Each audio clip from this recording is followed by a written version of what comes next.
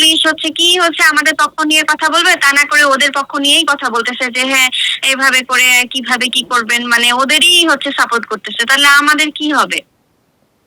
এই জন্য আমরা বাদ দিয়ে দিছি যে ঠিক আছে, আমাদের জিনিসের আর দরকারই নাই।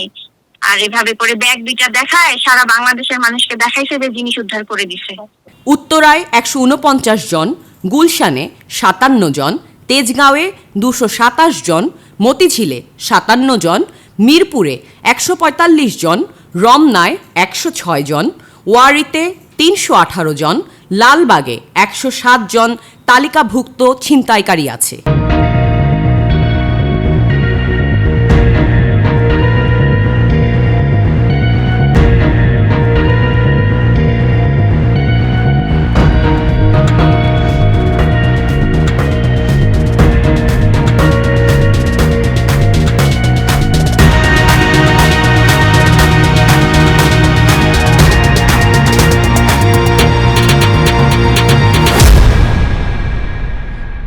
প্রিয় দর্শক, প্রেক্ষাপট অনুষ্ঠানে আপনাদের সকলকে স্বাগত জানাচ্ছি। আশা করি সকলে সুস্থ আছেন, নিরাপদে আছেন। ঢাকা শহরের দুর্ভাগ্যের শেষ নেই। শুধু নাগরিক সেবার অপ্রতুলতাই নয়, ঢাকা শহরের মানুষ এখন অনিরাপদ। শহর জুড়ে ছড়িয়ে আছে ছিনতাইকারীদের নেটওয়ার্ক। তারা যেন ধরাছোঁয়ার বাইরে, অপ্রতিরোধ্য। সন্ধ্যা নামলেই যেন এ শহরে শুরু হয় অপরাধীদের রাজত্ব। সকালবেলা বাইরে তো অটোতে ভয় লাগে, চিন্তাই হয়। আমার যাত্রীদের জামা লওয়া যায়, মোবাইল লওয়া জায়গা, তারপরে টাকা পয়সা লওয়া জায়গা, এরপরে আমাদের লওয়া জায়গা, এরপরে কতগুলো ছিনতাইকার আছে, অটো ইস্যুতে লওয়া জায়গা, অটো নিয়ে জায়গা। ডেফিনেটলি আমরা উদ্বিগ্ন। এখন প্রশাসনের আর একটু হওয়া উচিত, সচেতন হওয়া উচিত। আমরা তো সচেতন, প্রশাসন যদি একটু স্টেপটা ঠিক মতো তুলে ইনশাল্লাহ হয়তো ওভারকাম করা যাবে। যে ধরে সময় গেলে যাত্রীরা উঠে নিয়ে যায় লোক ঠিক করা থাকে মাঝখানে, একজন উঠে যায় আর আবার দুইজন দেখেন জঙ্গলতে বাইরে আসে, মানে বাণিজ্য মেলার মাঠের ওই সাইডে ওইদিকে নিয়ে যায় ধরে ওই যে কাপধাপ করে নিয়ে অটো নিয়ে চলে যায়। ওরা 3-4 জন থাকে। রাতের ঢাকার রাস্তাঘাট চলে যায় ছিনতাইকারীদের দখলে। নিরীহ মানুষ তাদের প্রধান টার্গেট। সুযোগ বুঝে তাদের সর্বস্ব কেড়ে নেয় অপরাধীদের কাজ। এদের বিরুদ্ধে আইন প্রয়োগকারী সংস্থা কোনো ব্যবস্থা নেয় না। অসহায় মানুষ এখন ছিনতাইয়ের ঘটনা থানায় জানাতেও ভয় পায়। এই শহর যেন এখন ছিনতাইকারীদের শহর।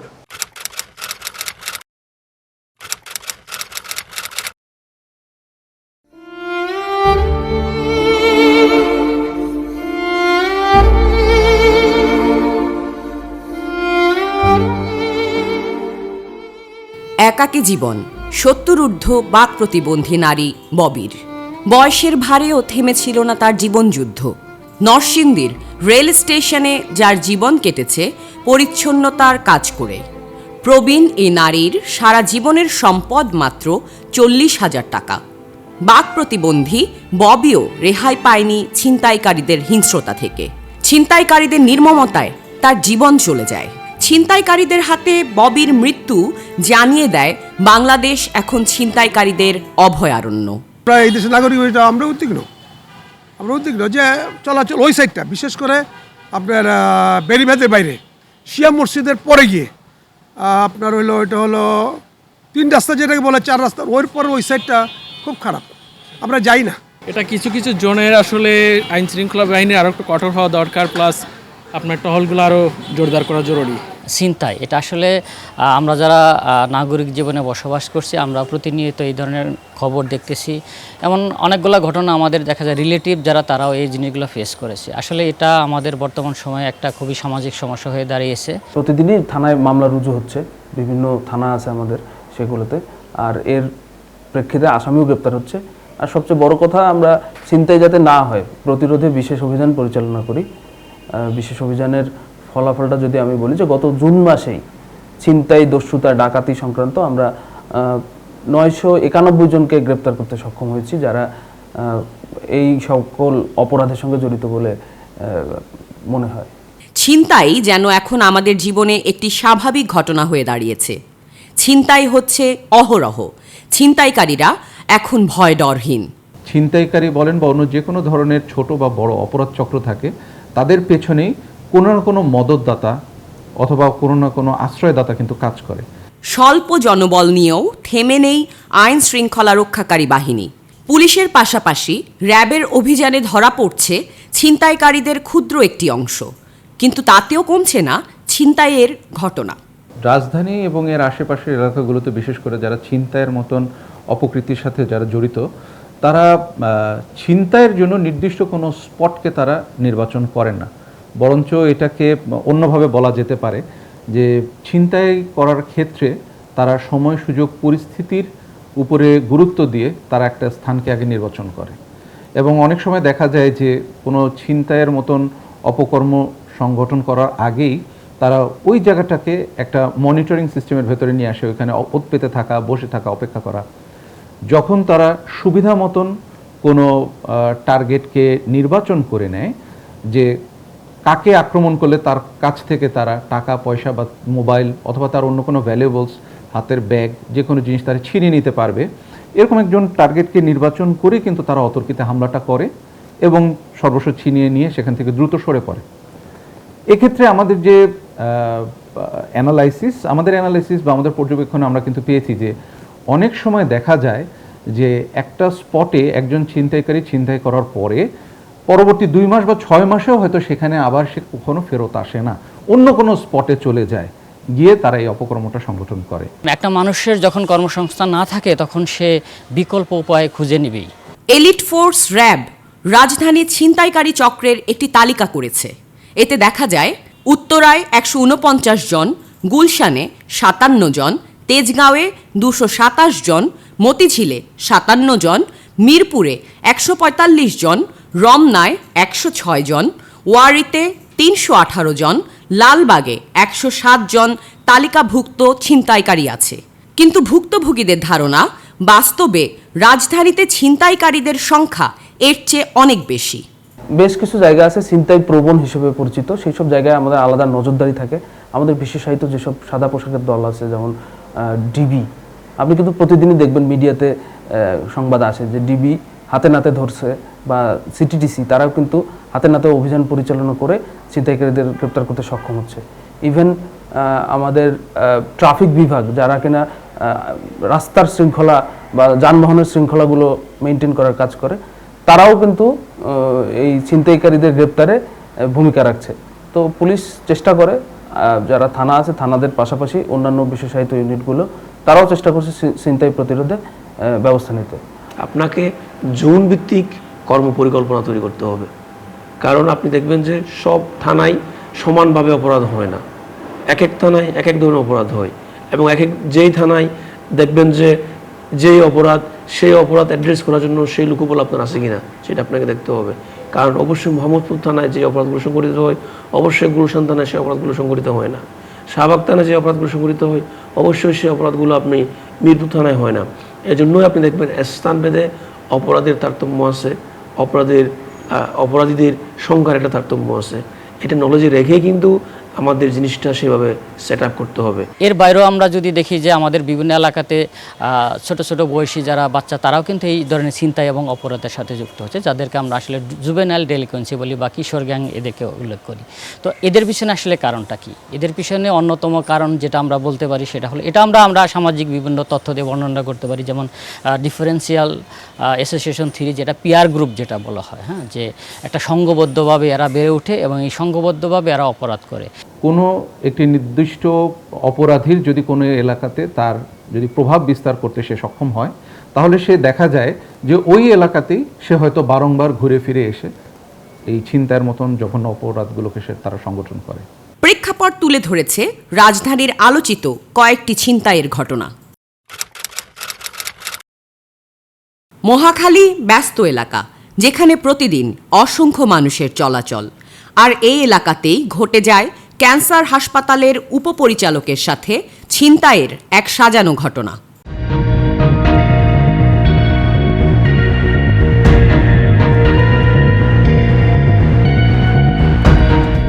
মহাখালী এলাকার শীর্ষ সন্ত্রাসী আক্তারের নিয়ন্ত্রণে থাকা সক্রিয় ছিনতাই চক্র জন্ম দেয় বিভিন্ন অপরাধের।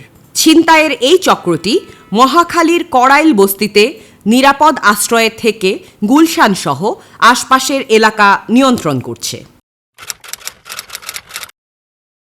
মতিঝিলের ব্যাংপাড়ার ব্যস্ত এলাকায় গুলি করে একজন মানি এক্সচেঞ্জ ব্যবসায়ীর কাছ থেকে ছিনিয়ে নেয় $17,000 পরিমাণ 21 লাখ টাকা।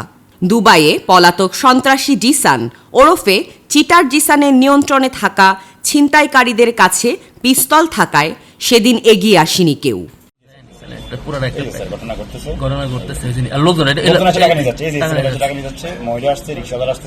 অলরেডি মূল ঘটনা শেষ, এখন বাইরের লোকজন টাকা নিতেছে।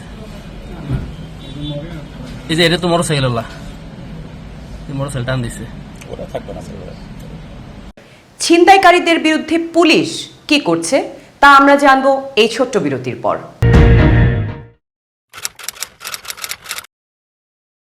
রাজধানীর মিরপুরের পূর্ব শেওড়াপাড়া চলন্ত মোটরসাইকেলে রাফি নামের একজন কিশোরের মুখে ইট দিয়ে আঘাত, সাথে সাথে মাটিতে লুটিয়ে পড়ে রাফি। তার মোটরসাইকেলটি ছিনিয়ে নিতে প্রাণপণ চেষ্টা।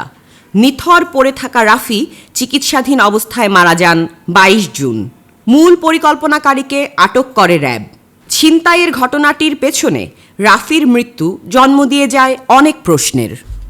এই ধরনের প্ল্যান বা কাজ তারা আগে থেকেই করে সুসংগঠিতভাবে করেছে এবং তারা চিন্তা ভাবনা করেই রেখেছিল যে এই মোটরসাইকেল আরোহী যখন এখান দিয়ে যাবে তখন প্রতিমধ্যে আমরা তার গতিরোধ করব এবং তাকে সেখানে নিবৃত্ত করার জন্য ইট ব্যবহার করেছে এবং চলন্ত মোটরসাইকেলের মধ্যে ইট দিয়ে আঘাত করাতে ডেফিনেটলি আঘাতের যে পরিমাণটা বা এর জখমের যে পরিমাণটা এটা অত্যন্ত গুরুতর ছিল। তাই এই যে পুরো যে প্ল্যানিংটা, এই প্ল্যানিংটা কিন্তু এই ধরনের ছিনতাইয়ের ক্ষেত্রে অত্যন্ত গুরুত্বপূর্ণ অবদান রেখেছে। তাই এই প্ল্যানিং যে করেছে, যে মূল পরিকল্পনাকারী যে ছিল, তাকেও আমরা প্রাথমিকভাবে যেই আমরা ছিনতাইকারীদেরকে গ্রেফতার করতে সক্ষম হয়েছিলাম তাদেরকে জিজ্ঞাসাবাদ এবং যাচাই বাছাইয়ের মাধ্যমে আমরা তখন নিশ্চিত হই যে এই পরিকল্পনাটা কার মাথা দিয়ে এসেছিল। তখন তারও তথ্য প্রযুক্তি এবং আমাদের গোয়েন্দা সংস্থার ভিত্তিতে আমরা তথ্যের ভিত্তিতে আমরা জানতে পারি যে তার অবস্থান কোথায়, সেখানে গিয়ে আমরা তাকে আটক করতে সক্ষম হই এবং এই মূল পরিকল্পনাকারীকে এই মামলার যেই তদন্তকারী কর্মকর্তা তার অধিযাচন পত্রের প্রেক্ষিতেই আমরা তাদেরকে নিকটস্থ থানায় হস্তান্তর করে দিই। আপন চাচির কাছেই মায়ের আদরে থাকতো রাফি। বাবা মানসিক ভারসাম্যহীন। রাফির চাচির মনে আজ অসংখ্য প্রশ্ন। যে চিন্তাই এটা হুন্ডা, চিন্তাই এটা রাফির, তো ওরাও তো জানতো এটা রাফির হুন্ডা না, যারা মারছে তারাও জানে রাফির এটা হুন্ডা না, তাহলে কি বুঝে আর একজনের হুন্ডা কি ওরা চিন্তাই করতে আসছে? যে আমার এত বড় একটা ছেলে এত কষ্ট করে বড় বানাইছি, সেই ছেলেটা যে নাই হয়ে গেছে। মামলা করছে 4 জনের নামে, 3 জন ধরছে, আর একজনকে এখন ওরা ধরতে পারে নাই। রাফির চাচির এ প্রশ্নের উত্তর কে দেবে? টাকা মোবাইল ছিনিয়ে নিয়েও ক্ষান্ত হচ্ছে না ছিনতাইকারীরা। হত্যার মতো ঘটনায় পাল্টাচ্ছে ছিনতাইয়ের ধরন। আগে ছিনতাইয়ের যে ধরন বা প্রকৃতি ছিল, সময়ের সাথে এই ধরন বা প্রকৃতির অনেক পরিবর্তন এসছে। এই পরিবর্তনগুলো হচ্ছে যেমন তারা আগে শুধু ছোটোখাটো অস্ত্র, দেশীয় অস্ত্র ব্যবহার করেই ছিনতাই করে সরে যেত। বাট ইদানিং যে ঘটনাগুলো ঘটছে সেগুলোকে যাচাই বাছাই করলে দেখা যায় যে তারা বড় বড় দেশীয় অস্ত্র, যেগুলো দিয়ে বড় ধরনের ভয়ভীতি প্রদর্শন করা খুব স্বল্প সময়ের ভেতরে এটা সম্ভব হয়। তাই তারা এই ধরনের অস্ত্রগুলো সাথে রাখে এবং অনেক ক্ষেত্রে দেখা যায় যে তারা মাদকাসক্তও থাকে এবং ছিনতাইয়ের সময় তাদের সেই বিবেক বুদ্ধি বা জ্ঞানটা কিন্তু তাদের থাকে না মাদকাসক্ত হওয়ার কারণে, এবং তারা যখনই কোনো ভুক্তভোগীকে আক্রমণ করে ছিনতাইয়ের উদ্দেশ্যে তখন তারা গুরুতরভাবে জখমও করে ফেলে, অনেক ক্ষেত্রে হাত পা বেঁধে খুনও করে ফেলে। তাই এই ছিনতাইয়ের যে ধরন প্রকৃতি আগে যেমনটা ছিল সেটাও দিনে দিনে বেশ ভয়ানক বা ভয়াবহ একটা আকার ধারণ করছে। রাজনৈতিক আশ্রয়ে থাকা ছিনতাইকারীদের ভয়ে অনেক ভুক্তভোগী ক্যামেরার সামনে কথা বলতেও ভয় পান। তেমনি এক ভুক্তভোগী মিলন রাজধানীর মোহাম্মদপুরে তার সাথে ঘটে যাওয়া ছিনতাইয়ের ঘটনার দৃশ্য এটি। দিনের আলোতে সেদিন রাস্তায় আশেপাশে চলাচল করা পথচারীরা মিলনকে রক্ষা করতে এগিয়ে আসেনি। ছিনতাইকারীদের কাছ থেকে মোবাইল, টাকা ফেরত নিতে একাই করে যান প্রাণপণ চেষ্টা। পুরো ঘটনাটা ঘটছিল, আমি তখন যাচ্ছিলাম হচ্ছে লাউতলা হয়ে চাদুরদান 1 নম্বর রুটের দিকে একটা অফিসিয়াল কাজের জন্য, ওইখান থেকে আগাচ্ছিলাম। তো যাওয়ার পথে আমাকে ওয়ালটন শোরুমের পাশে 4-5 জন ছেলে, কম বয়সী, প্রায় বয়স আনুমানিক হবে কত 15 থেকে 16 বছর বা কিছু 15 থেকে 18 বছর বয়স রেঞ্জে ছেলেগুলো আমাকে আটকানোর পরে আমার ফোন টোন সব কিছু নিয়ে যাওয়ার পরে একজনকে ধরতে পারার পর ওর একটা থাবড় দেওয়ার পর তাদের মধ্যে থেকে একজন এসে আমাকে ওই উল্টা চাপাতি দিয়ে হাতে আমার এই সাইডে একটা বাড়ি মারে, যেটার জন্য হালকা একটু হয়। এটা হওয়ার পরে আমি স্থানীয় মানুষজনকে সবাই বলছিলাম যে আপনারা একটু পুলিশে বা 999 ফোন দেন। তো এক একজনের এক একটা অজুহাত, এক একজন বলে যে ওনার কাছে ফোন নাই, একজন বলে যে ফোনে ব্যালেন্স নাই, একজন বলে যে এটা করলে আমাদের সমস্যা হতে পারে, এই জন্য আমরা বলতে পারবো না। ওটার পাশেই একটা লেদমেশের একটা শপ ছিল, ওইখান থেকে দোকান থেকে কোনো কিছু নিয়ে আমি যে ওদেরকে তাড়া করব সে জিনিসটা প্রোভাইড করার মানে ওনারা তো প্রোভাইড করেই নেই, তার বদলে ওনারা শাটারটা নিচে নামায় ফেলছে আমাকে দেখে। এই ঘটনা ঘটার পরে 5 থেকে 7 মিনিট পরে দেখলাম পুলিশের টল একটা গাড়ি যাচ্ছিল। তো ওই গাড়িতে হেল্প চাওয়ার পর ওনারা হেল্প করছে, কিন্তু ওই ততক্ষণে আর আসামিগুলো খুঁজে পাওয়া যায়নি। মিলনের মতো আরেকটি ঘটনার সাক্ষী এই দুই বোন, যারা গ্রাম থেকে শহরে এসেছেন পড়াশোনা করতে। রিকশা থেকে বাসার সামনে ছিনতাইয়ের শিকার হন তারা। একদল কিশোর ছিনতাইকারী দুই বোনের কাছে থাকা মোবাইল, টাকা, অস্ত্র ঠেকিয়ে ছিনিয়ে নেয়। ঘটনাটির বর্ণনা ক্যামেরার সামনে বলতেও আজ তাদের মনে ভয়। প্রথমে হচ্ছে আটক দুজনকে করছে, এর দুজনকে হচ্ছে পানিশমেন্ট দেওয়ার পরে তারা বলছে যে থার্ড যেই জন তার কাছে নাকি বলে সব জিনিসপত্র আছে। তো থার্ড জনকেও হচ্ছে যখন হচ্ছে গ্রেফতার করছে, এরপরে 3 জনই এখন বলতেছে যে হচ্ছে জিনিস স্বীকার করতেছে না, মানে এরকম আর কি, মানে বলে টলে মনে করেন যে আমাদেরকে ধামাচাপা দিয়ে হচ্ছে রাখে দিচ্ছে। তো এটার কারণে আমরা মেয়ে মানুষ কয়দিন আর থানা হচ্ছে আর ইয়েতে আমরা যাবো বলেন, এজন্য আমরা বলছি থাক, দরকার নাই। পুলিশ হচ্ছে কি হচ্ছে আমাদের পক্ষ নিয়ে কথা বলবে, তা না করে ওদের পক্ষ নিয়েই কথা বলতেছে যে হ্যাঁ এইভাবে করে কিভাবে কি করবেন, মানে ওদেরই হচ্ছে সাপোর্ট করতেছে। তাহলে আমাদের কি হবে? এই জন্য আমরা বাদ দিয়ে দিছি যে ঠিক আছে, আমাদের জিনিসের আর দরকারই নাই। আর এভাবে করে ব্যাগ 2টা দেখায় সারা বাংলাদেশের মানুষকে দেখাইছে যে জিনিস উদ্ধার করে দিছে, অনেক কাজ করছে। এখন পর্যন্ত ফোনটাও পাওয়া যায় নাই। জিনিসপত্রের ভিতরে যা ছিল সেগুলো হচ্ছে তো বাদেই দিলাম, ফোন তো হচ্ছে মানুষের নরমালি হচ্ছে হারাই গেলে তো ওইটা যেভাবেই হোক IMEI নাম্বার থেকে শুরু করে সব দেওয়া হয়েছে, ফোনটাই এখন পর্যন্ত উদ্ধার করতে পারেনি এবং কি মানে এখন পর্যন্ত পায় নাই। তাহলে হচ্ছে কিভাবে হচ্ছে ওদের কাছ থেকে আর কি আশা করবো বলেন? রাজধানীর মুগদা মেডিকেল কলেজ হাসপাতালে টেকনিশিয়ান পদে কর্মরত আছেন মামুন মোল্লা। MRI শাখায় তিনি কাজ করেন। 8 জুলাই ব্যক্তিগত প্রয়োজনে মুগদা থেকে বাসাবোর পথ ধরে যেতেই ছিনতাইকারীদের হামলার শিকার হন। দিনের বেলা এবং মোটামুটি এই ব্যস্ততম সড়কের মধ্যে এরকম একটা ঘটনায় খিলগাঁওয়ের মতো জায়গাটা আসলে আমি খুবই এটা নিয়ে মর্মাহত হয়েছি এবং আসলে আমি মানসিকভাবে এখনও বিপদগ্রস্ত যে আসলে এটা আমার সাথে কি হয়ে গেল। তো এটা আমরা কখনোই মানে কাম্য করি না যে আসলে এই ব্যস্ততম শহরে এই দিনের বেলা এই ধরনের একটা ছিনতাইকারী ঘটনা ঘটবে। তো আমি আর আশা বা আইনশৃঙ্খলা রক্ষাকারী বাহিনী ভাইদের কাছে আমাদের অনুরোধ থাকবে যে আমার এই ঘটনা দ্রুত সুষ্ঠু তদন্তের মাধ্যমে ঠিক আছে দোষীদেরকে আইনের আওতায় আনা হোক এবং অন্তত এখানে যে এই খিলগাঁও ফ্লাইওভারে বা এই রাস্তার মধ্যে ঠিক আছে এটা আরও টহল এবং নিরাপত্তা একটু জোরদার করুক, যাতে আমার সাথে যে ঘটনা ঘটছে যাতে অন্তত সাধারণ মানুষদের সাথে যাতে এই ঘটনাটা না ঘটে আর কি। ছিনতাইয়ের ঘটনার পর খুব কম ক্ষেত্রেই মামলা হয়। যেসব মামলা হয় সেগুলোর বিচারের কি অবস্থা আমরা জানব এই বিরতির পর।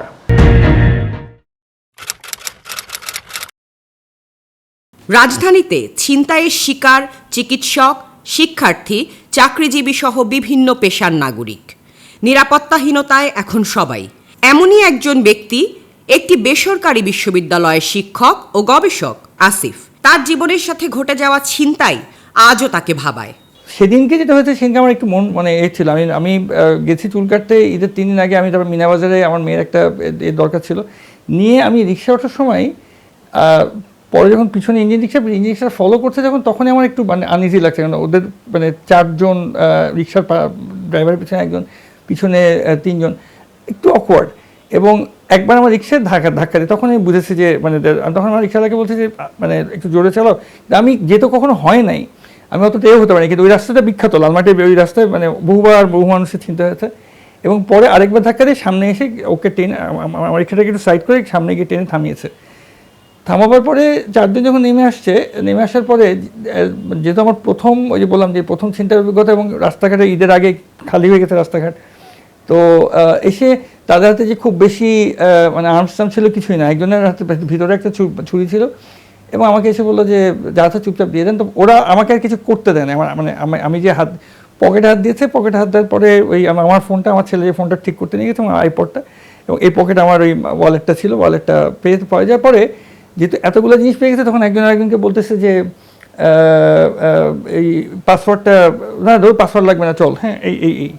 তো চলে যাওয়ার পরে যেটা হচ্ছে যে আমি আমার রিক্সাওয়ালাকে বলতেছি যেটা আমার প্রথম ছিনতাই, আমি এত মানে আমি এটি স্বাভাবিক, মানে আমরা এইভাবেই ছিনতাই, মানে এখানে কমপ্লেন করবো পুলিশের কাছে, প্রশ্নই ওঠে না। মানে আমাদের তো পুলিশ সম্পর্কে একটা অদ্ভুত রকম ভীতি তৈরি হয়েছে আর কি, কোনো রকম কোনো একটা সময়।